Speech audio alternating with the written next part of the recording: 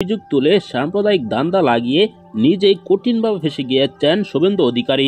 এবার ভারতেই তাকে জুতাপেটা করলো ভারতীয় নাগরিকরা। রাস্তায় বের হওয়া মাত্রই তাকে জুতার বৃষ্টি ছুড়ে দিচ্ছে একের পর এক জনতা। বাংলাদেশের বিষয় নিয়ে এমনকি মমতা ব্যানার্জিকে কটাক্ষ করে কথা বলে রীতিমতো কঠিন বিপদে আছেন তিনি। অন্যদিকে বাংলাদেশ এগিয়ে গিয়েছেন বিশ্বের শক্তিশালী দেশের মধ্যে বাংলাদেশ অন্যতম। এই তালিকা ইতিমধ্যে দিয়েছেন ব্রিটিশ এক গণমাধ্যম। এই ভিডিওতে দেখতে পারবেন, না টেনে দেখতে থাকুন। মোহাম্মদ ইউনূস তিনি একজন ব্যক্তি, তিনি আন্তর্জাতিক খ্যাতিসম্পন্ন, তাকে পুরো বিশ্বের মানুষ চেনে। আপনারা ইতিমধ্যেই জানেন তিনি যদি 2026 সাল পর্যন্ত বাংলাদেশে ক্ষমতায় থাকে তাহলে বাংলাদেশ আরও উন্নত হবে।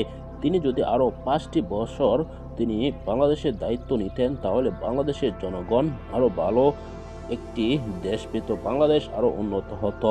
ইতিমধ্যে আপনারা দেখেছেন বাংলাদেশ কিভাবে এগিয়ে যাচ্ছে তার নেতৃত্বে।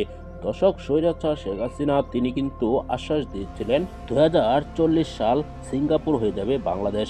আপনারা জানেন অনেক নেতাকর্মীরা কিন্তু বাংলাদেশ এখনই সিঙ্গাপুর বলে মন্তব্য করছিল, কিন্তু তারা কিছুতেই করতে পারছিল না।